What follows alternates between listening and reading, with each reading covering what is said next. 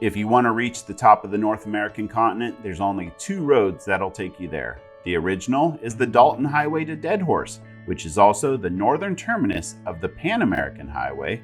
But as of 2017, Canada finished a stretch of road to Tuktoyaktuk, so now the Dempster Highway can also take you to the top of North America. Both routes are full of awe and adventure, completely different in their own rights. But if you have to choose one, which one do you choose? Welcome to our video, Dalton versus Dempster. In 2019, we drove the Dempster Highway, and in 2020, we drove the Dalton Highway. And I've created a list of criteria to help you choose which one or learn what's on the road ahead of you. I also want to make note, we are from Alaska, so we have a lot of priceless tips and insights for traveling in the North Country. So I've broken it down into 12 categories: location, distance, road surface, road hazards, traffic, services, camping, scenery, wildlife, the weather, the people, and recreational opportunities. Well, let's get started with location. The Dempster Highway. It's in Western Canada, and it runs through both Yukon and Northwest Territories. It is a fairly remote location, but the nearest towns are Dawson City and Whitehorse, which is a full-service town that will pretty much have all your needs. And moving west into Alaska, you will find the Dalton Highway, and the nearest town, which happens to be a full-service city, is Fairbanks, Alaska. Now let's talk about the distances for both of these grand adventures. Starting with the Dempster, from the turnoff, it's 467 miles long, but you need to add 24 miles to get to the Dempster from Dawson City. And the final 92 miles is the Inuvik-Tuk Highway. So the total adventure miles, 1,138 round trip.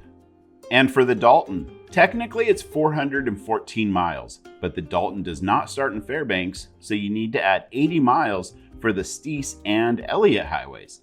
So the total adventure miles, 990 round trip. I do want to make note that just getting to the beginning points of the Dalton and Dempster Highway, they're going to be an adventure in of themselves, because most people are going to have to drive thousands upon thousands of miles just to reach them.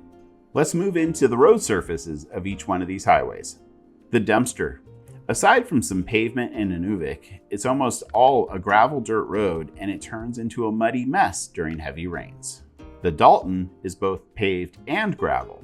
Surprisingly, there are a lot of paved sections, and I estimate about 100 miles of the journey is now paved. They're actually starting to pave the final stretch to Deadhorse, but the Dalton can also become a muddy mess when it rains.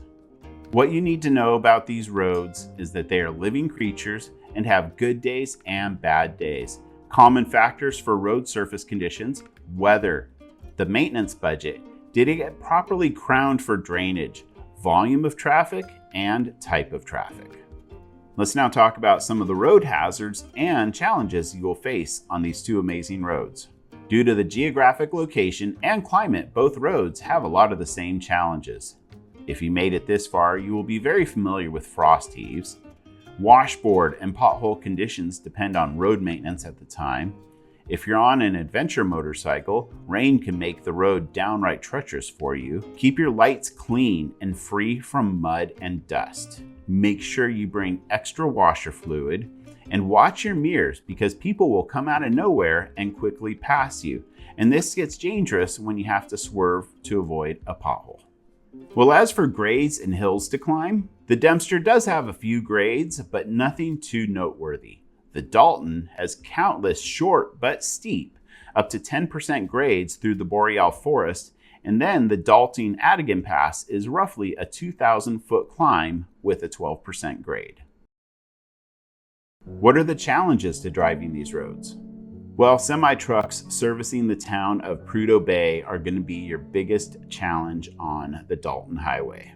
They are large, they have the right-of-way, and sometimes act like they own the road, but in some ways they do own the road because that's the whole reason the road was built.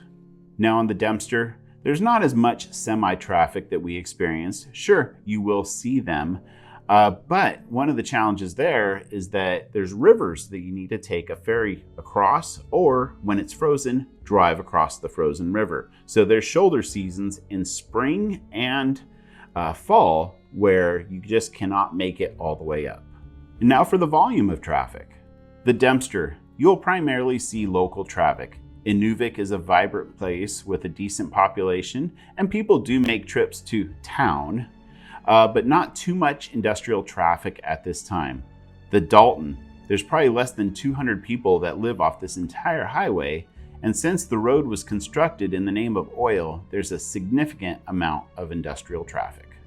What you need to know is there is tourist traffic on these roads, but only a small percentage of people who travel to the North Country actually drive these roads.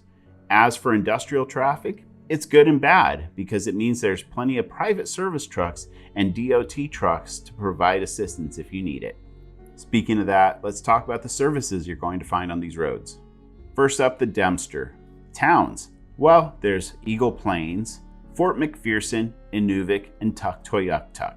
And on the Dalton, there's only two, halfway up, Coldfoot and Dead Horse at the end.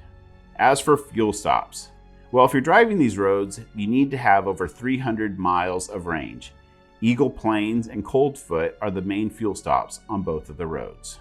And when it comes to cell service, there was better cell coverage on the Dempster. We were shocked. On the Dalton, if you have one of the local Alaskan carriers, you will get service in Coldfoot, Galbraith, and Dead Horse. But overall, there are more services on the Dempster. Now let's talk about the camping scene. Both roads have ample, wild, and free camping opportunities. These roads were built from local materials, so you're going to find gravel pits that you can camp in. A discrete corner of a large pullout is an adequate place to camp as well. On the Dalton, just make sure you're not blocking access to a gate or the pipeline, and you'll be fine wild camping. What kind of wildlife are you going to see on these roads? This can be very dependent on timing and migrations. Caribou are a very common sighting on both roads. Muskox are common on the Dalton. Bear, moose, fox, and waterfowl can be seen on both routes. But if you really want to see wildlife, you need to stop and glass the land with binoculars. Another big factor is the weather.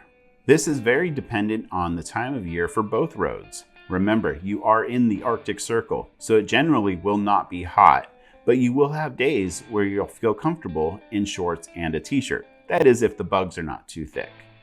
In the North Country, the sun is intense and 60 degrees can feel like 80 degrees. This is because of the angle of the sun and the way it hits your body. Your solar panels will be working, but not necessarily as effective with the sun low on the horizon. What this also creates for people who like to play with cameras is an almost endless golden hour. And remember, when the sun goes down, things really cool off in the North Country. During spring and early summer, the bugs can be intense and unforgiving on both roads.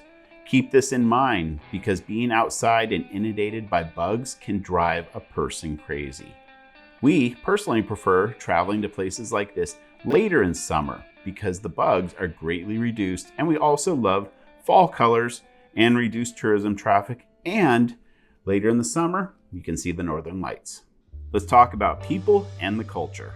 Hands down, if you want a cultural experience, Dempster is better because there are actually towns where people live and the indigenous culture is very present. Keep in mind, these cultures are far different from what most visitors have experienced, and remember, you're a guest on their land. Prudhoe Bay, it's an oil complex at the top of the Dalton, and it's all business. The road ends at a nondescript security gate that looks more like a shack in the middle of the road. You don't get a warm welcome when you accidentally happen across the security gate that doesn't look very secure. That being said, on our trip up the Dalton, we encountered very nice people and very good food at Coldfoot Camp. So what recreational opportunities exist off each road? The journey on both routes is long and literally takes you through the middle of nowhere. So if you want to go on a hike, just walk into the wilderness. We've heard there's more developed hiking trails on the Dempster. If you have kayaks, there are opportunities on both routes. Caribou hunting is very common in Alaska, and you will see hunters on the Dalton. Fishing is possible on both routes, and you want to check local regulations to make sure you're not breaking the rules. But I had a great time catching Dolly Varden in Dead Horse. Are there side adventures if you turn right or left? The Dalton Highway wins this one because you can venture off 2 directions. You can catch the Steese Highway to Circle, Alaska, which is not much to see in terms of civilization, but it is a place. The Elliott Highway to Manly. It's a cool town, and if the hot springs are open, it's even better. You can also take a short 5-mile detour to the old mining town of Wiseman. As for the Dempster, I'm not familiar with any side adventures unless you want to go in the winter and can drive on frozen rivers. What lies at the end of these roads? Hands down, the Dempster Highway wins this one. With the cultural experiences available in Inuvik and Tuktoyaktuk, and being able to drive all the way to the shores of the Arctic Ocean, makes this a hands down winner. The Dalton is anticlimactic because it ends in an oil town, and if you want to get to the Arctic Ocean, you have to take a tour. Let's wrap this video up with some noteworthy thoughts. It may seem obvious, but both routes cross into the Arctic Circle, and there's signs that you almost have to take a picture of yourself and your vehicle in front of. The Trans-Alaska Pipeline may seem like an eyesore, but it's actually a very impressive feat of engineering. A CB radio is helpful. Talking with the truckers is hit or miss, but you can communicate with DOT road crews when passing vehicles, and when getting on the ferries, you can talk with the operators. Speaking of that, crossing the Peel and McKenzie rivers on a ferry is a really unique experience and awesome if you view adventure like us. But on the Dalton, traversing the Brooks Range and the highest mountains in the Arctic is pretty impressive as well. Well, let's wrap this video up with a question. If you had to choose one, Dalton or Dempster, which would you choose? That is a damn near impossible question to answer, and you're gonna have to answer it for yourself. If you have some inclinations, put it in the comments below, or if you've even done both, put it in the comments below. Thank you for watching. Hope you found a lot of value in this video, and we'll see you on the road.